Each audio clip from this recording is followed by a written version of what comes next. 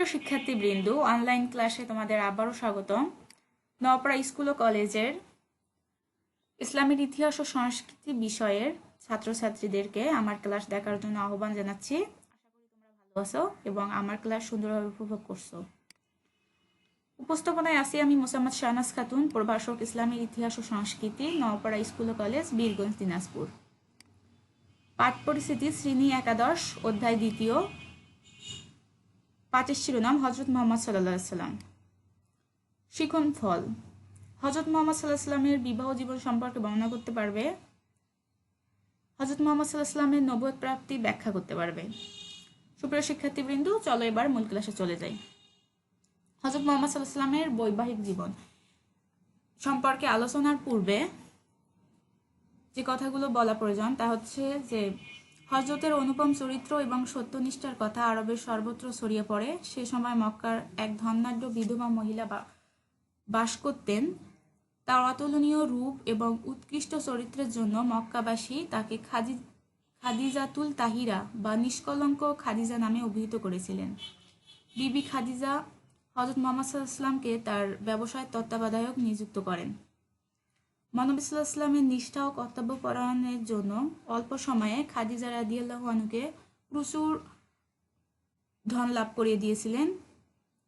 বিবি খাদিজা হজরতের কর্মদক্ষতা ও বিশ্বস্ততার জন্য এত বেশি মুগ্ধ হয়েছিলেন যে তিনি নিজেই তার সহচারী নাফিজাকে দিয়ে হজরত মুহাম্মদ সাল্লাল্লাহু আলাইহি ওয়াসাল্লামের পতিত্ব বরণ করার ইচ্ছা জ্ঞাপন করেন এবং হজরত মুহাম্মদ সাল্লাল্লাহু আলাইহি ওয়াসাল্লামের চাচা আবু তালিবের অনুমতি ক্রমে হজরত মুহাম্মদ সাল্লাল্লাহু আলাইহি ওয়াসাল্লাম খাদিজা রাদিয়াল্লাহু আনহুকে বিবাহ বন্ধনে আবদ্ধ করেন। এখানে বলে রাখা ভালো, মহানবী সাল্লাল্লাহু আলাইহি ওয়াসাল্লামের সাথে খাদিজা রাদিয়াল্লাহু আনহুর বিয়ে হওয়ার পূর্বেই খাদিজা রাদিয়াল্লাহু আনহুর আরও দুইবার বিবাহ হয়েছিল। তিনি দুইবার বিবাহ করেছিলেন। ঐতিহাসিকগণ বলেছেন যে যখন মহানবী সাল্লাল্লাহু আলাইহি ওয়াসাল্লাম খাদিজাতুল কুবরাকে বিয়ে করেন তখন মহানবী সাল্লাল্লাহু আলাইহি ওয়াসাল্লামের বয়স ছিল 25 বছর এবং খাদিজা রাদিয়াল্লাহু আনহুর বয়স ছিল 40 বছর। তবে ঐতিহাসিক ওয়াট মনে করেন যে মহানবী সাল্লাল্লাহু আলাইহি ওয়াসাল্লামের সাথে বিবাহের সময় বিবি খাদিজার বয়স 40 বছরের কমই হওয়াটা স্বাভাবিক। সুপ্রিয় শিক্ষার্থীবৃন্দ, তোমরা নিশ্চয়ই জানো হজরত মুহাম্মদ সাল্লাল্লাহু আলাইহি ওয়াসাল্লাম খাদিজা রাদিয়াল্লাহু আনহুকে অনেক বেশি ভালোবাসতেন। তাদের বৈবাহিক জীবন অনেক সুখের ছিল। মহানবী সাল্লাল্লাহু আলাইহি ওয়াসাল্লাম তার জীবন দশায় খাদিজা রাদিয়াল্লাহু আনহু জীবন দশায় আর কোনো পত্নী গ্রহণ করেননি।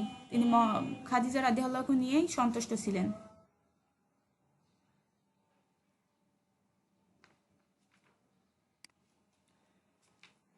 সুপ্রিয় শিক্ষার্থীবৃন্দ, তোমরা নিশ্চয়ই জানো যে মহিলাদের মধ্যে সর্বপ্রথম ইসলাম গ্রহণ করেছিলেন মহানবী সাল্লাল্লাহু আলাইহি ওয়াসাল্লামের প্রথম স্ত্রী খাদিজা রাদিয়াল্লাহু আনহু। এজন্য খাদিজা রাদিয়াল্লাহু আনহুকে খাদিজাতুল কুবরা নামেও অভিহিত করা হয়। সুপ্রিয় শিক্ষার্থীবৃন্দ, ইতিমধ্যেই তোমরা জেনে গেলে যে বিবি খাদিজা রাদিয়াল্লাহু আনহুর 3টি উপাধি ছিল। আরববাসী তাকে খাদিজাতুল তাহিরা অর্থাৎ নিষ্কলঙ্ক খাদিজা বলে অভিহিত করেছিলেন এবং মহিলাদের মধ্যে প্রথম ইসলাম গ্রহণ করেছিলেন বলে তার নাম হয়েছিল খাদিজাতুল কুবরা।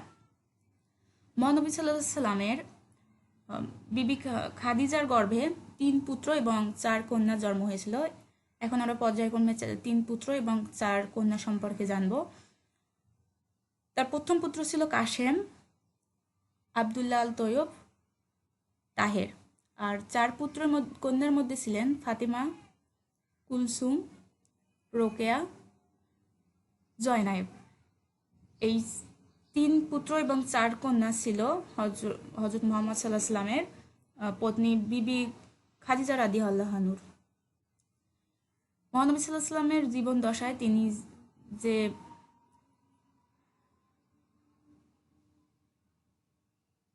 মহানবী সাল্লাল্লাহু আলাইহি ওয়াসাল্লামের 3 পুত্র শৈশবেই মৃত্যুবরণ করেছিলেন বলে মহানবী সাল্লাল্লাহু আলাইহি ওয়াসাল্লামের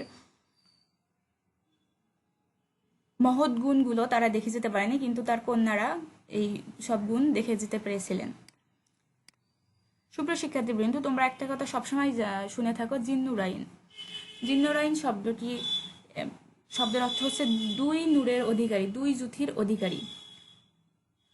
খোলাফায়ে রাশিদিনের 3য় খলিফা হজরত ওসমান রাদিয়াল্লাহু আনহু মহানবী সাল্লাল্লাহু আলাইহি ওয়াসাল্লামের 2 কন্যাকে বিবাহ করেছিলেন বলে তাকে জিন্নুরাইন বা দুই জ্যোতির অধিকারী বলা হয়। মহানবী সাল্লাল্লাহু আলাইহি ওয়াসাল্লামের কন্যা কুলসুম এবং রোকেয়াকে বিবাহ করার কারণেই তার উপাধি হয়েছিল জিন্নুরাইন। ইসলামের তৃতীয় খলিফা হজরত উসমান রাদিয়াল্লাহু আনহু। সুপ্রিয় শিক্ষার্থীবৃন্দ, এতক্ষণ মহানবী সাল্লাল্লাহু আলাইহি ওয়াসাল্লামের বৈবাহিক জীবন সম্পর্কে, হজরত খাদিজা রাদিয়াল্লাহু আনহার সাথে তার বৈবাহিক জীবন সম্পর্কে একটু হলেও ধারণা লাভ করলে, এবার আমরা মহানবী সাল্লাল্লাহু আলাইহি ওয়াসাল্লামের নবুয়ত প্রাপ্তি সম্পর্কে আলোচনা করব। সামাজিক ও পারিপার্শ্বিক কার্যকলাপের সাথে সাথে হজরত মুহাম্মদ সাল্লাল্লাহু আলাইহি ওয়াসাল্লাম বিশ্বের রহস্য সৃষ্টি চিন্তায় ব্যাকুল হয়ে থাকতেন। আরববাসী নৈতিক অধঃপতন তাকে নিদারুণভাবে ব্যতীত করে তোলে। বিবাহের পর দারিদ্র্যমুক্ত হয়ে পরবর্তী 15 বছরকাল মক্কার অদূরে হীরা নামক পর্বতের গুহায় তিনি ধ্যানমগ্ন থাকতেন। অবশেষে মুহাম্মদ সাল্লাল্লাহু আলাইহি ওয়াসাল্লাম সাধনায় সিদ্ধি লাভ করেন। স্বর্গীয় দূত হজরত জিব্রাইল রাদিয়াল্লাহু আনহু হীরা পর্বতের গুহায় আবির্ভূত হন। এর জ্যোতিময় পুরুষকে দেখে হজরত মুহাম্মদ সাল্লাম ভীত ও বিহ্বল হয়ে পড়ে। জিব্রাইল রাদিয়াল্লাহু আনহুর আদেশে তিনি পড়েন, ইকরা বিসমি রাব্বিকাল লাযী খালাক, অর্থাৎ তোমার প্রভুর নাম স্মরণ করে পাঠ আরম্ভ করো। তিনি আল্লাহর ওহী উচ্চারণ করেন এবং তার স্মৃতিফলকে তা স্থায়ীভাবে সংরক্ষিত হয়ে যায়। তিনি আল্লাহর নবী নিযুক্ত হন এবং পবিত্র ধর্ম প্রচারের জন্য আদিষ্ট হন। এখানে বলে রাখা ভালো, হজরত মুহাম্মদ সাল্লাল্লাহু আলাইহি ওয়াসাল্লাম 40 বছর বয়সে 610 খ্রিস্টাব্দে রমজান মাসের 27 তারিখে এরূপে প্রথম আল্লাহ নবুয়ত প্রাপ্তি লাভ করেন। সুপ্রিয় শিক্ষার্থীবৃন্দ, তোমরা এখানে স্ক্রিনে একটি চিত্র দেখতে পাচ্ছ। এটি হচ্ছে হীরা পর্বত, আর এই যে এখানে যে চিত্রটি দেখতে পাচ্ছ এটি হচ্ছে হীরা পর্বতের গুহা। এই যে এখানে স্পষ্ট করে দেখানো হয়েছে এটি হচ্ছে হীরা পর্বতের গুহা, যা হচ্ছে এখানে অবস্থিত। সুপ্রিয় শিক্ষার্থীবৃন্দ, আশা করি তোমরা এতক্ষণ ক্লাসটি সুন্দরভাবে উপভোগ করলে। এই ক্লাসের আলোকে কয়েকটি প্রশ্নের উত্তর দাও। হযরত মুহাম্মদ সাল্লাল্লাহু আলাইহি ওয়াসাল্লামের কয়জন কন্যা সন্তান ছিল? জি, তোমরা সঠিক বলতে পেরেছো। হযরত মুহাম্মদ সাল্লাল্লাহু আলাইহি ওয়াসাল্লামের 4 জন কন্যা সন্তান ছিল। পরবর্তী প্রশ্ন হচ্ছে, হযরত মুহাম্মদ সাল্লাল্লাহু আলাইহি ওয়াসাল্লামের প্রথম বিবি কে? তোমরা একটু চিন্তা করে বলো।